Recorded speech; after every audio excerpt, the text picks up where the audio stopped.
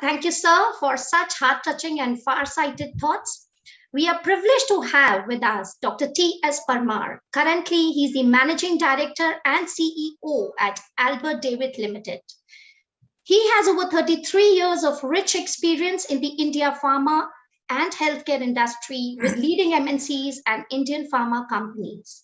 Dr. Parmar has a wide exposure across the width of functional roles, including marketing, sales, strategy, mergers and acquisitions, and general management. He is also the visiting faculty, member board of studies, member board of governors, as well as key panel member in leading management institutes across India. He has been a regular keynote speaker and a panel member in leading conferences in India and abroad. His interests include high altitude trekking, social counseling, and music and dance, to name a few. May I now request Dr. T.S. Parmar, the session moderator and distinguished speaker, for his valuable insights. Thank you so much, Dr. Bansal, for your very kind words, and Dr. Pooja for that very generous introduction. Very good morning, friends. I want to start a little unconventionally, because this topic demands that. So before I go on to the conventional introduction, let me share my screen and start.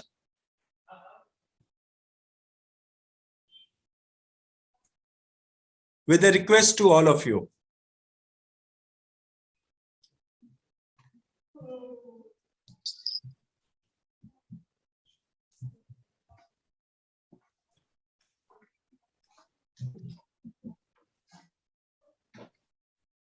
Yeah, now a kind request to all of you. Could you kindly shut your eyes, think deep, and do some deep meditation and breathing exercise with me. Let me play this music for you, if it plays.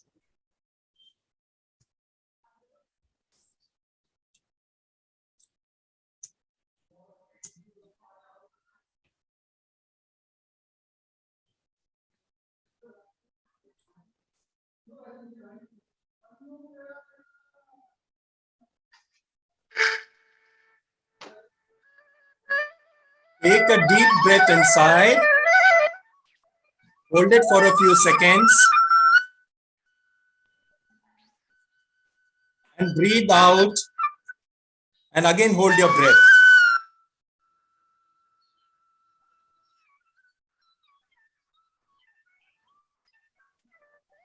With your eyes shut, let's repeat it one more time.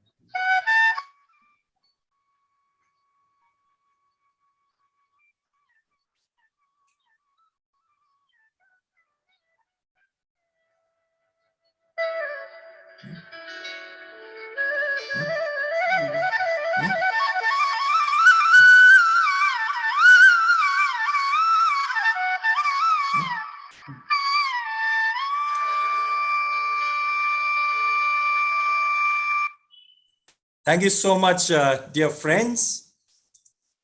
With this, I would like to place my thanks to Dr. Sanjeev Bansal for giving me this opportunity for a topic which is so very dear to all our hearts. And especially like Dr. Bansal said, to some of us who are connected both by karma and spirituality. No wonder that we are coming together here. Respected senior directors from Amity, all the senior professors from Amity University, my dear panelists, absolutely distinguished speakers, and dear delegates. The importance of harmony and happiness in life has been understated and undervalued. And we have taken life itself for granted until the recent unfortunate episode of COVID over the last 2 years, which has actually appreciated amongst us the priority of health, happiness, and harmony. Old is gold is an adage that we have been hearing about. But what I want to bring to the forefront is another adage, which is health is wealth. And good health can be achieved only through harmony and happiness. And this is very important for the overall well-being of humanity. So dear friends, with this introduction, I'd like to go ahead with a very quick presentation, because presentation is not so important as the feelings from the heart, as Dr. Bansal just told us. And let me come to breath and pranayam. And I would like to thank you for your cooperation in the small exercise that we did. Breath, dear friends, is the elixir of life. And it helps us as an individual to think coolly, think deeply, think peacefully, and think very differently. We also have another traditional strength in India, which is meditation. So we are talking about pranayam, we talk about meditation, we also talk about yoga, and these are contributions from India to the world. And these are the benefits which are listed out for meditation. All of us know about it. I'm not going into yoga, but what we definitely know, that life is not a homogeneous system. There are clusters of homogeneity interlinked to a very heterogeneous world. So like white and black can coexist, like a red and blue color can coexist, like a green and a yellow can coexist. So should we expect and accept the coexistence of mistakes along with growth, anxiety along with confidence, self-forgiveness along with accountability, and unlearning along with learning. Only then can the conflicts of life be balanced and an equilibrium state be achieved for happiness and growth. We talk about hard work and success. Can you ever imagine that it would be a straight line? Definitely not, because real life is very different.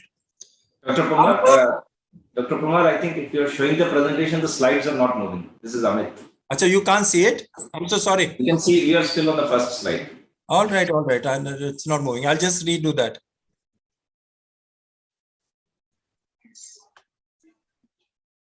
It is shared, Dr. Parmar. You can continue, please. Okay. On which screen are we? Okay. So the first slide, Sharanya, can we please move on to the second slide? Can you go to hard work and success? Okay. Yeah, this one. Yeah. So like I was saying, a hard work to success is not a straight line. The reality of life is that you have problems, you have obstacles, you have challenges. There will be failure, another challenge, another problem. And eventually, if you persevere with a positive mind, you will get success. Next, please. Next slide, please.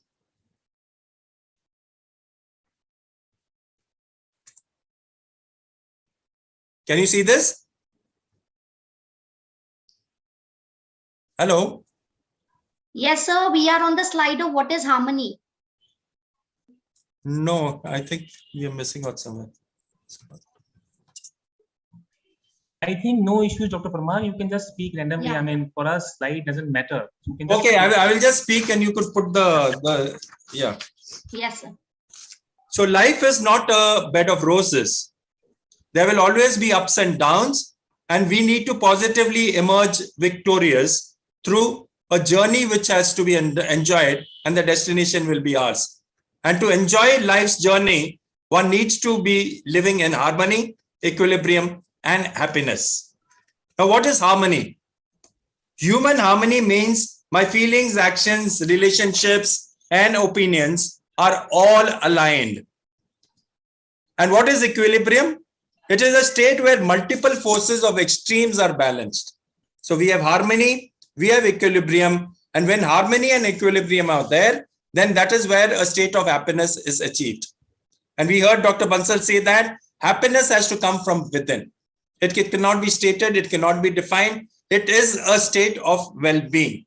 Happiness is the positive end result of good harmony and good equilibrium in life, whether it is family, society, or whether it is at work. And therefore, I want to come to a couple of word meanings which could create conflicts. Before that, the father of a nation, Mahatma Gandhi ji, defined happiness. And according to him, happiness is when what you think and what you say and what you do are all aligned. So happiness is when what you think, what you say, and what you do are all aligned. Now, there are some conflicts in life which need to be balanced, and these are realities of life. And let's define what is need and want. Now, needs are the basic requirements of life, and they're basically roti, kapda, makan, and izzat. Okay, so you're talking of food, water, clothing, shelter, and respect. They're dynamic in nature, can vary from age to age, status of strata and society to society, but we need to keep it in a very narrow range. Now, there's another conflict of thought when you talk to people about their aspirations and the desperations of their life. Now, aspiration is the need or desire to have something more than what you already have. It's all right. That's not a problem. Desperation is when you want to get it at any cost. And that is where the conflict of life comes. That is where the happiness gets disrupted. I now want to come to a word meaning which is very dear to some of us, and I know for sure Dr. Bansal would love to talk about this. Religion and spirituality, and this is an overlap in most of us. We tend to overlap what is religion and what is spirituality. Now, friends, religion is very clear. It is predefined by society. It has its own boundaries. There are sets, rules and regulations, and we fall into one faith or the other. I don't want to get into religion. So religion is a group, is a population. It's a set of people in a predefined setup. Spirituality is individual to you and me. You and me define on our way of life, our way of thinking, and our belief system. And that is where I think the happiness of an individual comes in. You and me define what you want to be and what is your eventual aim in life. And we work towards that. So that is spirituality. And therefore, the karmas and the spiritualities, self-beliefs and self-aspirations are what will define an individual's life and happiness. So what is the importance of harmony and happiness in life? Without having harmony and happiness in life, whether personal or professional, you will not achieve what you want to eventually. It will be a road and a journey of struggle. That is for sure. Because end of the day, what are we living life for? The end result is to be happy in a family, in society, and at work. So that is the importance. Let me get very specific so that we can spend more time on the question and answers and discussion. Amity University into education doing a brilliant job. Who are the stakeholders? Students for sure, and the entire teaching professionals of all roles. Now let me come to students. Now, what are the realities and challenges in life today? As a student, getting admission into Amity or one of the good institutes is a challenge. So there's a lot of tension, there's a lot of anxiety. After getting admission, coping up with a very tough curriculum which is there today is very important. And that is a reality.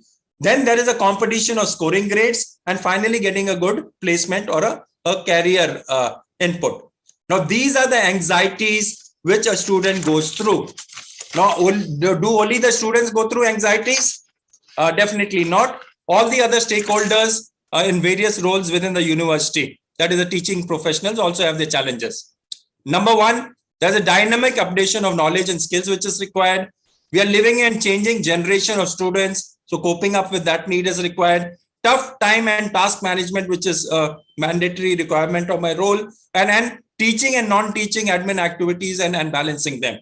So there are challenges for every stakeholder. And therefore, it's very important that we take care of these anxieties, manage the challenges, and eventually land up in the delivery with total happiness and satisfaction. So harmony is very important. Happiness is very important, even in our teaching and academic lives. I come from the healthcare industry. Now, do you automatically grant yourself happiness? Definitely not. Who are the stakeholders in healthcare industry? You have doctors, you have patients, you have the pharma setup, where you have companies, factories, personnel, and you have the trade partners. The reality of healthcare is day in, day out, you're dealing with illness, diseases, life, and death. And you could go mad if you actually take it negatively. So you have to prime yourself. You have to positively induce the positivity within yourself so that as an essential service provider. And we saw that in COVID times. You don't get depressed and you land up positive when you go home to your family, happy and smiling, so that becomes contagious. So all stakeholders, whether we are into academics, whether we are into the industry, whether we are into teaching, and as students, we have to be very, very careful. Now, coming to the next point, which I want to highlight, there are different states of balance in life. And it's for us to decide whether we want to face the realities of the ups and downs in life positively, or actually crib and become more depressed. If there is cacophony in my life, there will be disharmony, agony, pain, and inefficiency. But if I manage happiness and harmony through symphony in life, there will be happiness, satisfaction, and efficiency. And therefore, each one of us must drive ourselves so that we get symphony and positivity in our life. And how do I generate positivity in our life? We have just seen pranayam, meditation, yoga, develop a hobby. If you don't already have a hobby, spend close quality time with family and friends. Look after your good health and exercise. A very important point, which I'm very fond of, keep the child in yourself alive. Thodi bahut masti jaruri hai in life. Do it within your friends, do it within a close setting, fine. But the child in you should be alive even when you're 100 years of age. Humility, social service, giving back to society is a wonderful way of balancing life. And the me time and the my time is very important.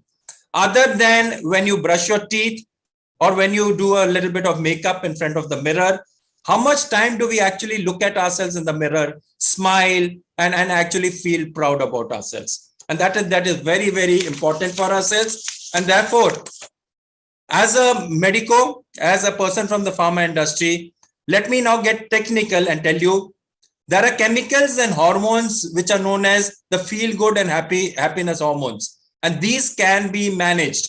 And these can be managed with these positive thoughts. And if I can have that screen, because it's a little technical screen, you have dopamines, oxytocin, endorphin, and serotonins. Yeah, could we go ahead, please? Yeah, this one. Now, dopamine is known as the reward chemical. You can see the details. I won't go into it. Oxytocin is the love hormone. Endorphins are the painkiller hormones. And you have the serotonin, which are the mood stabilizers.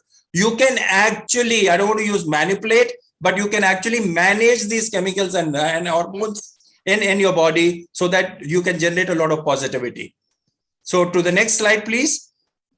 Friends, अपनी life अपने हाथ में ले लो और अपनी life खुल के जियो, because we have to live that whatever years are destined for us. We have to live our life full of good health, happiness, and passion, and we need to start it immediately right now. Let me finish with another very small exercise. We all have our mobiles in front of us. Can we put it on a selfie mode, please? Look into the mobile, smile, and say and feel very proud of ourselves, and commit to happiness and harmony in a personal, professional, and social lives starting now. Thank you so much for your kind and patient listening. Thank you. Thank you, Dr. Very nicely Parmar. said, Dr. Parmar. Sorry, Pooja, I couldn't stop myself. Yes, But sir. that's right. And I have found this love harmony in me, at least. So, Yeah. but one thing I want to endorse, that since I know Mr. Parmar in and out, so whatever he has said here, he follows it religiously. But he says about you should be having a child in you. I have, so I'm fortunate that I know him very well, and whatever he has said is absolutely true. So he's not preaching